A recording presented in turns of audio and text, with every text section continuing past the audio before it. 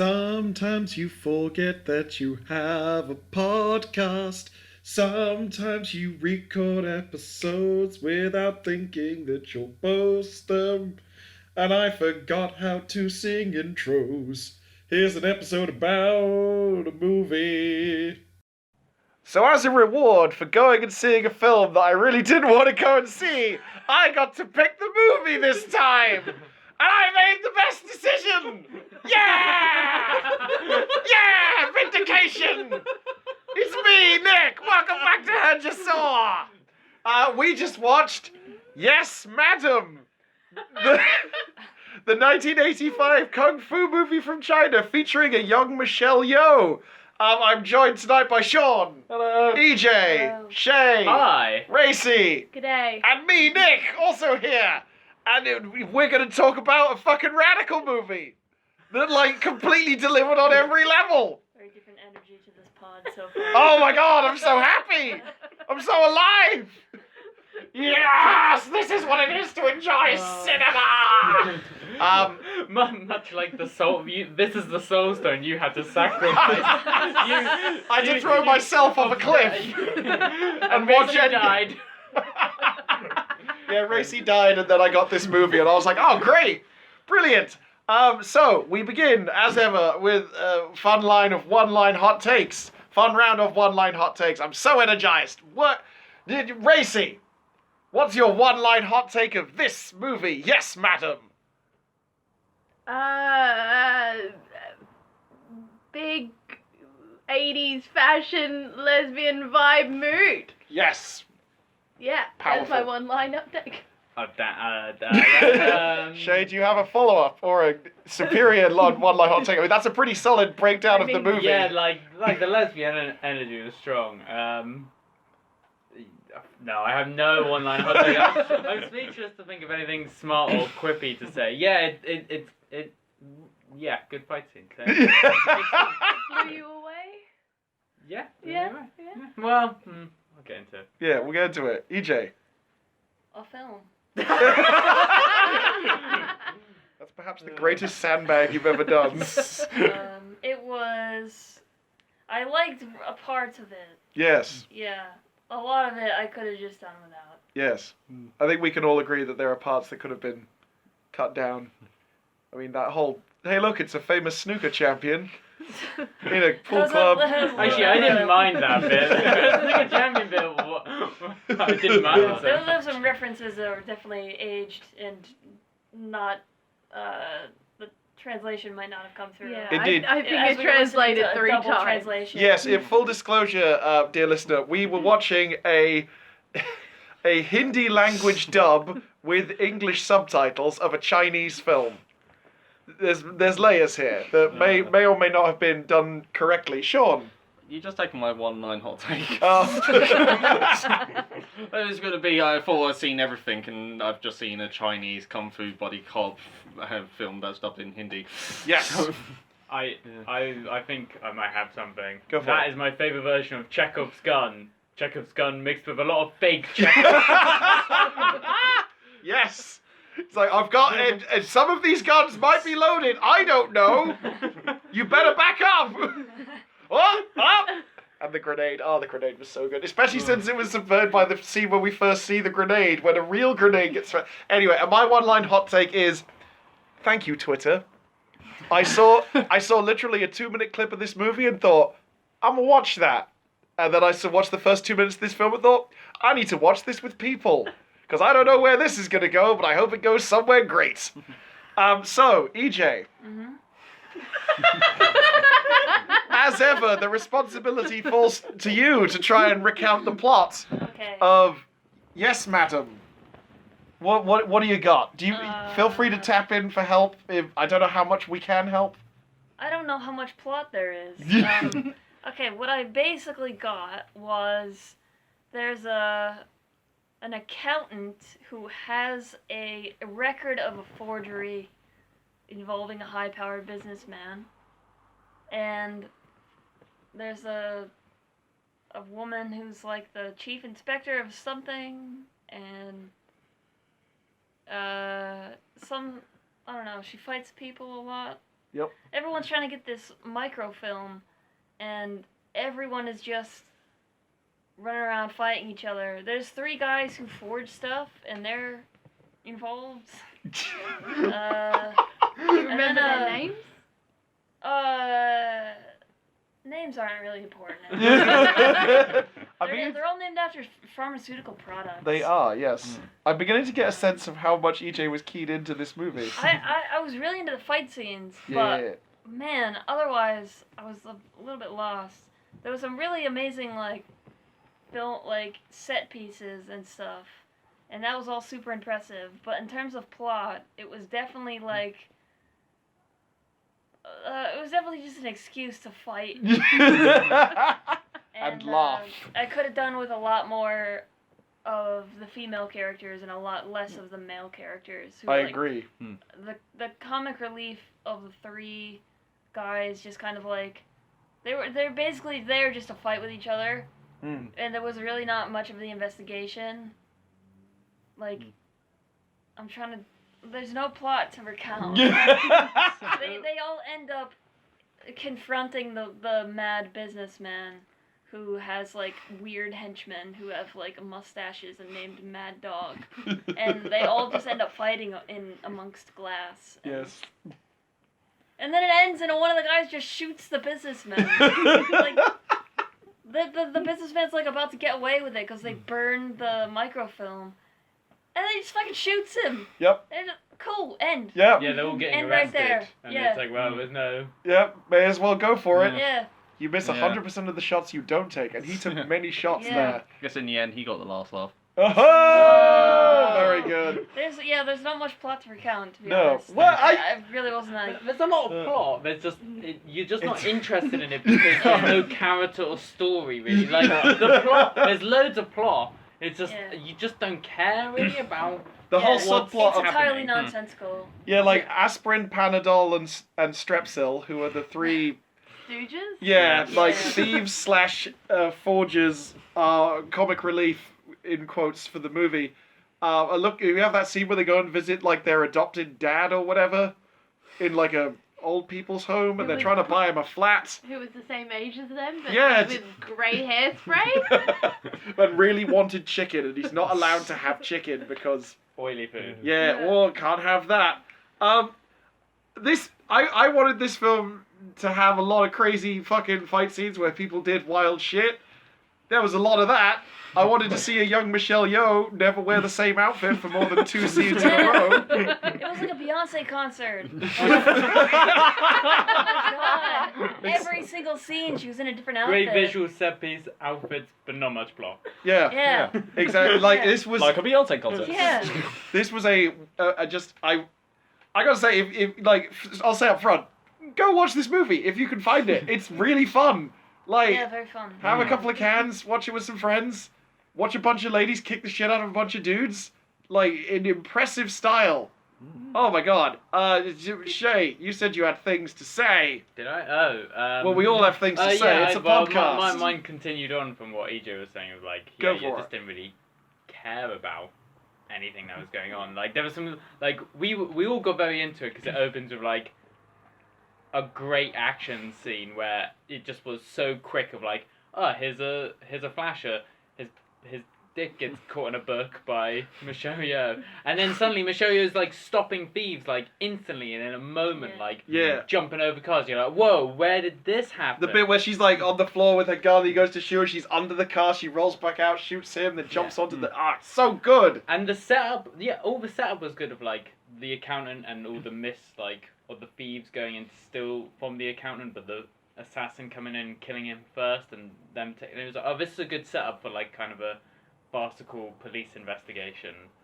But then I didn't care about the people. They got a bit bogged down in the weeds. Yeah, there was just lots of fun set pieces, and they were great. Yeah. It was 70% just focusing on these 3 idiots, and then 20% on the women fighting, and then 10% on the guy laughing. Yes. Yeah. Well, the women, even the women didn't have characters. They just. No. Yeah, I was gonna say, what was Michelle Yeoh's character name? Madam.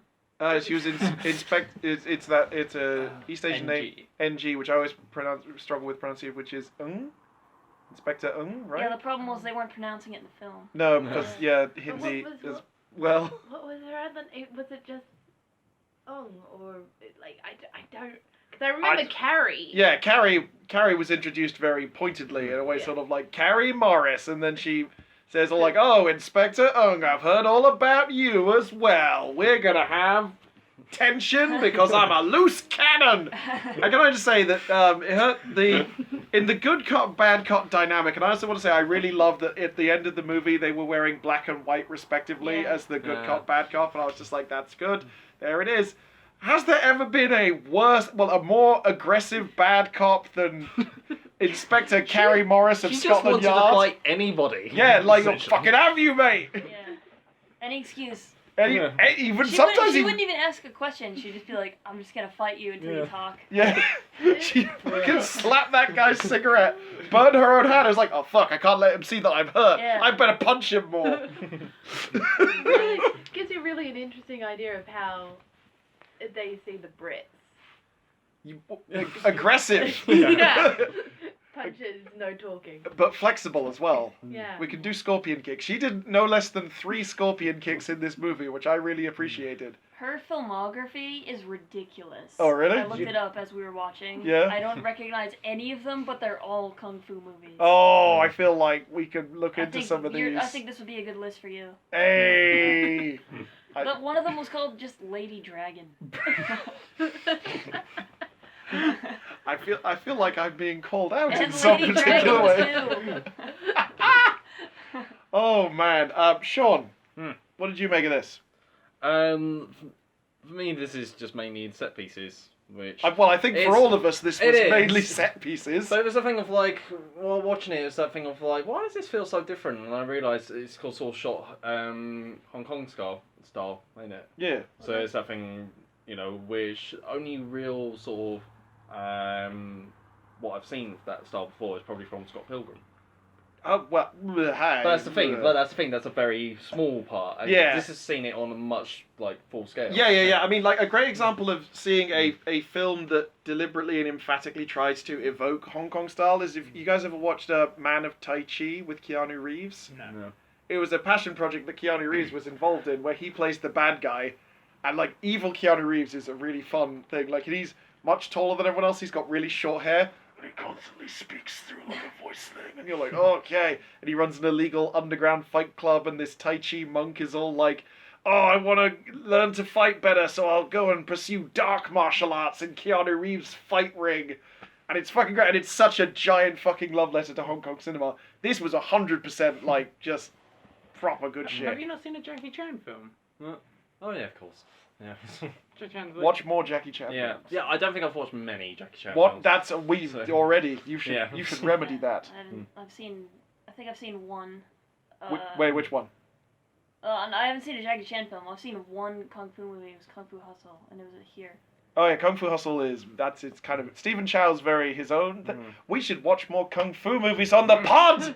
This is what it's all been leading up to, I guys. just don't like kung fu movies very much. I mean, They're very one note. Like if you either like kung fu or you don't. that's fair. Here's a question to you, Nick. Yes. But because you're obviously the Hong Kong expert. Well, Well, in the room. I've watched a lot of them. I've seen some Hong Kong films, and like I recognise the same like tropes of that, like rhythm of like the punching and the sound effects and the like everything. And the smash zoom. But yeah, with this, like, how was it? Because what we were very attracted to when we watched it was like its kinetic editing. Yeah. in, Oh my like, god. Yeah. Sometimes you weren't really aware of what the geography was of the room because a lot of it was much more about just like the cameras like cutting to like see certain punches and hits in the right way. Yes. How is that like compared to other is that quite regular for Hong Kong cinema? Because the Hong Kong cinema I've seen is much more. You understand the geography of a place more, and it's much more about seeing what's on screen, and it's less quick. But as the fighting's quick, but not the editing. Well, this is the thing. What I would say is that a lot of the conceptions of what we understand to be Hong Kong cinema tend to be derived mostly from the canon of Jackie Chan. Yes, that would be me. Yeah, and what I will say about Jackie Chan is he was very hands-on with all of the projects that he was involved in once he became a large enough star, and he really popularized a lot of what is now accepted as the sort of canonized Hong Kong style, where he has the thing that the famous thing is what he said when he came over to do the first Rush Hour movie, which was in editing in Western fight scenes, they try and hide the moment of impact, whereas in East Asian and specifically Hong Kong style thing, they will draw emphasis to. So he's like, normally when I've got to punch someone in a Western film, I'll swing my fist, they'll then cut, and then they'll cut to another angle showing them going, ah!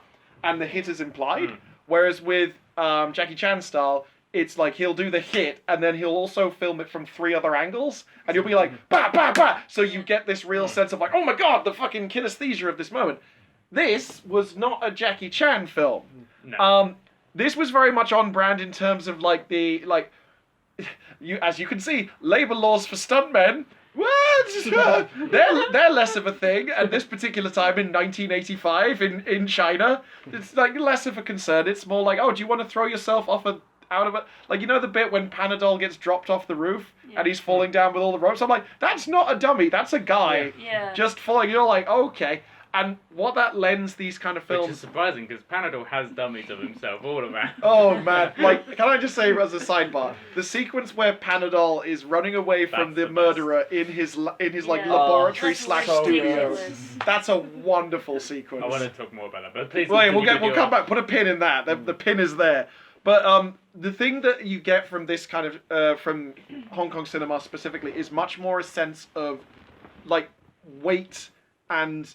Like it's the buzzword that you kind of want to avoid, but everything feels very visceral because in fact in almost all cases, they're actually doing the incredibly dangerous dumb thing that you just watched. Like, we saw Michelle Yeoh do a backflip through some plate glass and like grab some dudes by the leg and then flip them out through it. That's the thing we saw on camera, and there's a certain sense of like, okay, yes, okay. And it's a thing that I really enjoy about specifically this era of Kung Fu films, but also generally why I like East Asian cinema fight scenes better, is because there's much more a heritage of actually doing the stuff. Like, you look at something like The Raid, which is an absolutely mind-blowingly good film. I'm working on the Gareth Evans thing. Oh! Sorry. Okay. Well, yeah, Do you not know this? No, I don't know this. Do you know how many stunt guys we pay per week? A lot. Many. Is it the third? Is it number 3? Oh, it's... Completely different. Oh! Okay, we'll talk about this off mic. Explain for the folks at home what are you guys talking about? Okay, so Indonesia didn't have a cinema scene for a large time for to the greater extent, but also they specifically didn't have a kung fu scene. Gareth Evans, as his name would suggest, is a Welsh director who happened to be in Indonesia because his wife was on business there, and he met a dude called Iko Uwais, and he was like, hey, do you want to make a movie together? And they made The Raid, which became an international, like, really impressive blockbuster breakout hit, and rebirthed the entire Indonesian kung fu movie scene, because everyone was like, oh my god, people want this! Pencak Silat is a really interesting fighting style, and it's not been shown on screen nearly as much, and now people love it because The Raid has been super popular. It's fucking brilliant. And also, he's a really good director because he understands the notion of doing fight scenes with rhythm. Like, I've seen him do talks where he explains, like, literally for the fight scenes, we would go through and just, like, clap out the rhythm of, like, it's thing and thing and thing and thing, and there's a really clear way to how his fight scenes fit together kinetically and have all this kind of sense that there's big moments of like climax, but then there's always a thing just carrying you through, and it's incredibly well paced. Like, I would watch that. Yeah, or it's phenomenal. It's also quite violent. Yeah. Like, I would say but that not gory. It's just like really vicious. There are some bits in both films that are quite gory. I don't remember. I've only seen. Do you remember the final fight scene of Raid 2? Yeah. No, I haven't even watched it, and I know the final fight scene of Raid. You know the final fight scene of Raid 1? Yeah. The bit with the lighting tube? No, no. We'll talk about this. listener, if you've not seen the Raid movies, they're really good too. They're really fucking great. And they've got good story. The first Raid. Yeah, the second one's got more good story also, and it's like Apex level shit.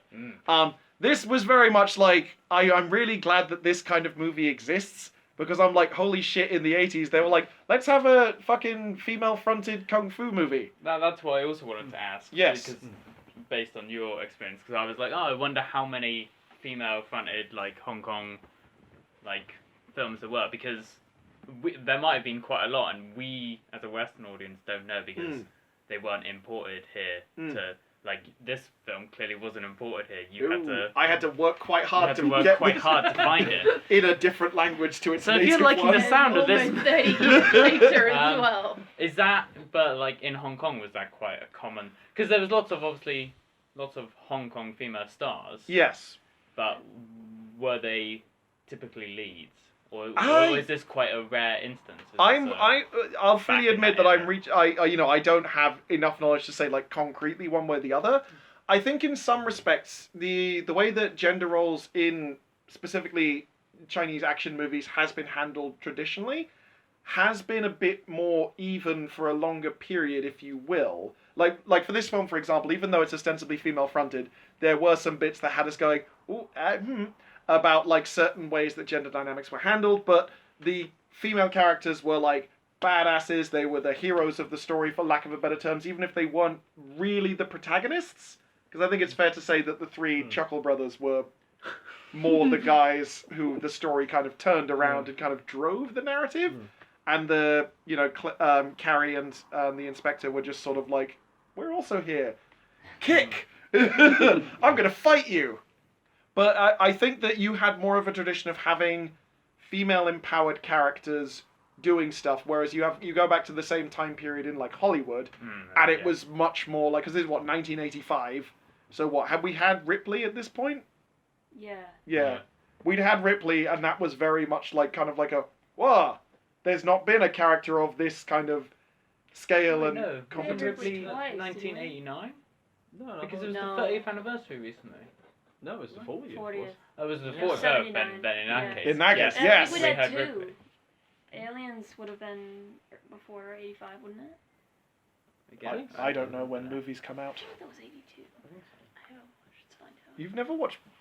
I don't do horror very well. What? I thought you knew this. I didn't know this. Yeah. Wait, Aliens is is ridiculous. not a horror film. Aliens is very scary. Aliens is not scary. Alien 1 is a horror film. Alien Compared to 2. today's standards, Oh, 86. it's not. So Aliens. it wouldn't have... Yeah. Yeah.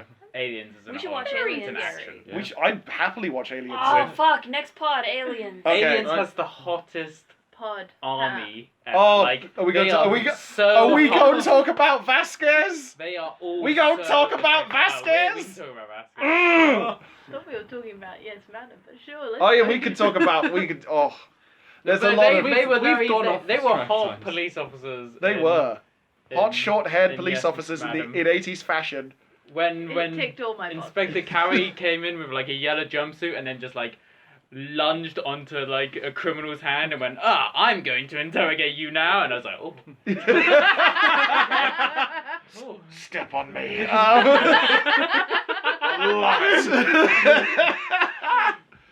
Oh man. So many shots. But yes, I guess you're right that like I feel like it's Yeah. interesting to look at. Like, there's more of a tradition, I would say, in very broad strokes, and like I'd have to do more research to be able to say this. Like I said, concretely, there's more of a tradition of women having action roles, as in like actually action roles, rather than just being like, oh no, Sylvester Stallone or whoever, I'm stuck, help me. Which was more the Western tradition. We tended to indulge more in the damsel stuff necessarily, whereas Chinese cinema tended to have like action girls and also mean old ladies. Like, Chinese cinema's got a good line in mean old ladies who are just like, no, fuck, I'm not doing this, fuck you. Get out of here. Hit you with some form of stick. And you're just like, oh.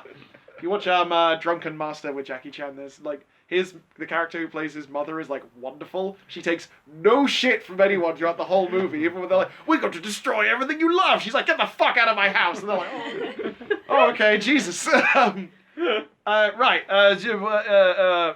where were we? We were talking about Yes, Madam. Fuck, how long have we been going? not I don't know. bad. No, I'm that just was thinking 20 about minutes? That was 25 minutes. I mean, we can do Aliens. That can definitely be a pod that we do, because like I happily watch Aliens Oh, again. fuck yeah. Do they have the same amount of costume changes? No. Oh man.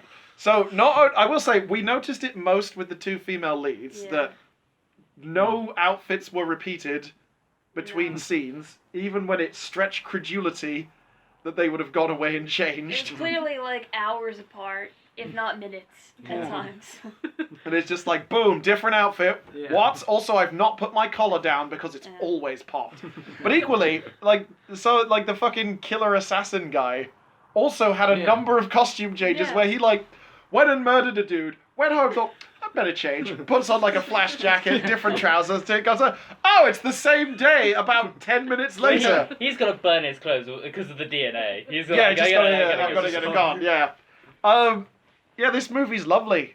I really enjoyed it. It's, such a lot of fun. Can we talk about Panadol's room? Oh, Yeah, oh my god, yes. So, one of the thieves/forgers, who's named Panadol, the forger specifically, lives in, a flat that's also, a den, and has, So... Like adult Goonies is like what you'd get from. How would we best describe the secrets where... It's like he's the Hong Kong's warehouse for Acme Inc. Almost. Everything is a secret passage. Yeah, everything's a secret passage. He's got little mallets and drawers that can pop out and And Coming with a bomb in its mouth. Yeah, Yeah, the body double with the dynamite in its mouth was fantastic. Yeah, so he's got a bunch of cages with tools on them. That's so he's got so they look like walls just with tools attached, but they all rotate and slide and stuff. Yeah, and interconnected. And he knows how things work and all secret doors and his stuff. And so at one point he slides out of the way with one of the cages and then goes out a window, but the assassin grabs him, pulls him back. But then you see the cut of Panadol at the window still and going, bye. And then it cuts back to the assassin holding a dummy Panadol with a dynamite in his mouth. It's so good. Not just any sparkle of dynamite. Yeah, full on. Yeah. Yeah. Like straight up like 4 attached by a rubber band. Enough Very to take Acme. down Yeah. the building. Yeah, but it does a really small explosion. He's like, ah. There's quite a lot of explosions in Panadol's apartment, and the landlord doesn't seem to care. And also the people they happen to are fine. There's a bit where they throw a grenade into his room. He's like, oh, this is clearly a fake grenade. I'll throw it back out. It then explodes. The door goes off its hinges. And then the guys just run in. They were just like, it's fine. It's just a grenade. There's no danger here. I have one question. Mad Dog, there's a villainous character called Mad Dog. Are his eyebrows fake? Is his mustache fake? Inquiring minds wish to know, but there's no way to tell. I want to know if they're interchangeable. Oh. I think Mad Monobrow Dog and handlebars. is where Kenneth Branagh got his inspiration for Murder on the Orient Express. Whereas that is the second Murder on the Orient Express reference we've had in 2 podcasts. It's coming. It's getting. When the sequel comes out. He watched this film and he's like, I need to have crazy facial hair and insane roundhouse kicks. Because there's a bit where the dancer spin kicks that guy at the bar, and I was like, oh wow, yeah, he's a dancer. That makes sense. Do it. But the thing I didn't get is he's in military fatigues that very distinctly say U.S. Army on them, Oh. which is never really explained. Or I was just like, is he meant to be an American? Yeah, I think that's definitely probable. Maybe. Because the It is in Hong Kong. stereotypical army general or officer is a huge mustache, huge eyebrows, Big knife. huge knife. Yeah. Which he doesn't use, but then he does, and he gets his fucking Yeah. dick slapped off. Yeah. You tried to fight. You made the mistake of fighting Michelle Yeoh near a piano. Bad choice for you. Yeah, so Mr. Tin's place, who's the bad guy, his whole apartment is not. For a man with a lot of money, Yes. he didn't build his place though. It's solid. No, made the mistake of just lots of Nothing- plate glass. and cheap wood. Yeah, lots of Oh, wood to hit people with. I'm so sad we didn't get to see the fish tank explode. That's true. Oh yeah, that was a missed opportunity. Yeah, Yeah. we saw them moving all this furniture in front of a door, and we're like, well, someone's going to go through that glass table, that fish tank, that's all going to get destroyed. And then it didn't, and we were like, oh, that's okay. The bit with the dirt bike, Oh yeah.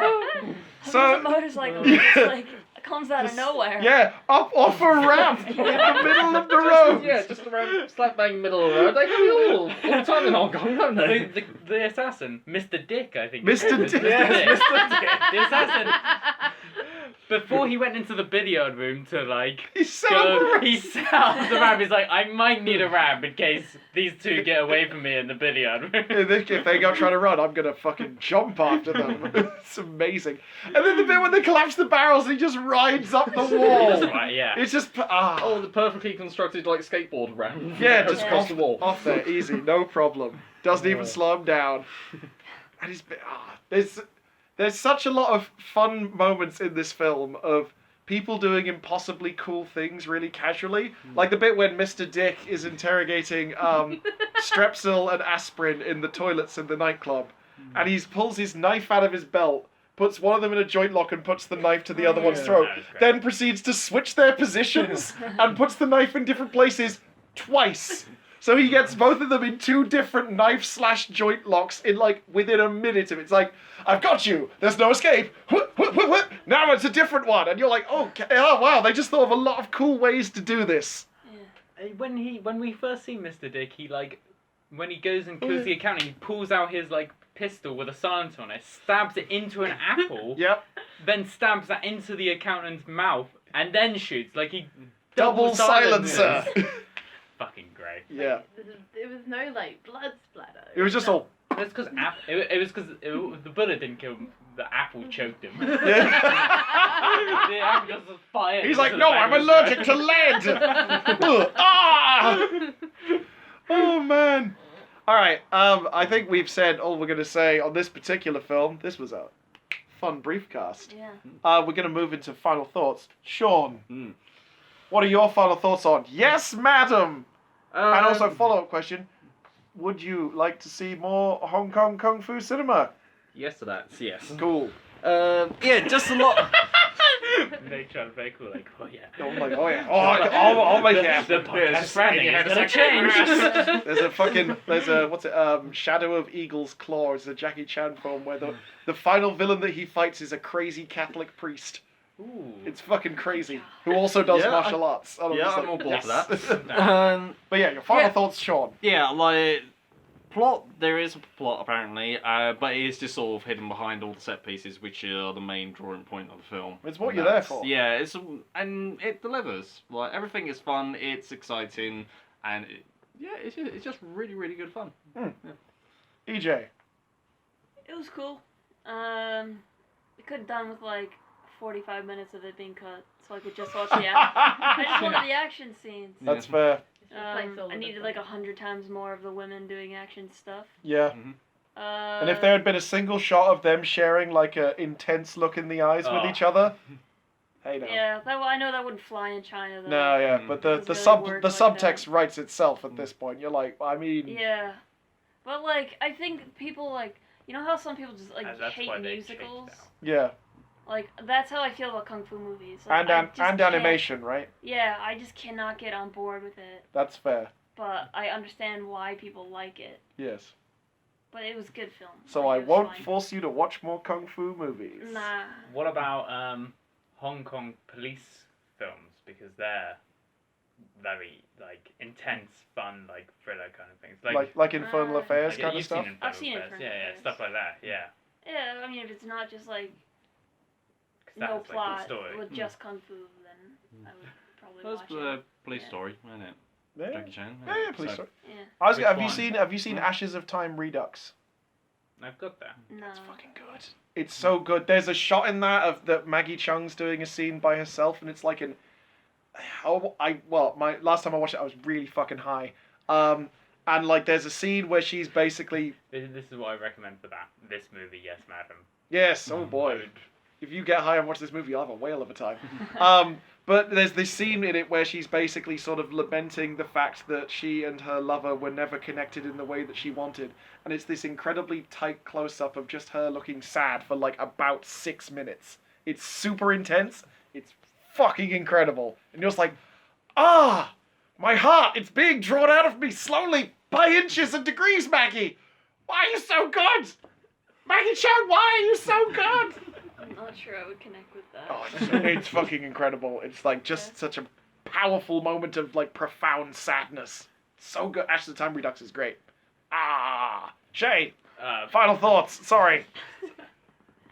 Hey, like, if you're gonna like write yourself into a corner where you're like, we have no way to end this because We destroyed the microfilm. destroyed the microfilm and fuck it, let's just kill the main guy. Yeah. Like, that's great. I did love the ending. The ending I was thought the ending was phenomenal. great because it was so like anti. It Fuck was kind of the- anti-establishment. Yeah, like, fuck the Yeah, rich yeah. guy. fuck the rich guy and fuck the police who have got us right now. We're gonna kill the rich guy because he deserves it, and I don't care. Yeah. You killed Fantastic ending. Panadol. And I'm really glad. I feel like this film has made Nick Mr. Tin, who's just because he lives. Yeah, exactly. Because he lives a happy life. He just laughs all the time. I love to laugh because I'm so happy. I will say, good villain. Like, I was like, oh, fuck this guy. Like, What was great about was that at the point where you said, this guy just laughs too much, he then addressed you. yeah, he was like, I do laugh an awful lot, Nick. I was like, oh!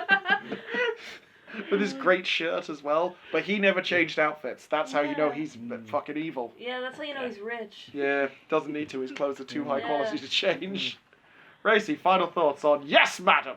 Oh, I'm definitely inspired to like go on Etsy, buy 5 new outfits, and learn kung fu. Yeah. Yes. I will say, if you're not Paid advertisement by Yeti. if you're not wearing a popped collar next time I see you, I will be thoroughly disappointed. Can't pop this collar and keep it up. I'll have to keep it like. Just get some matchsticks and that'll do it. And I guess for mine, clonk. My final thought would be, I don't often judge an entire movie based on the first, 2 minutes of it, but I did, and I was right. And I'm really happy that I did that, because now we've seen it, and it was good! The podcast is good again! Yay!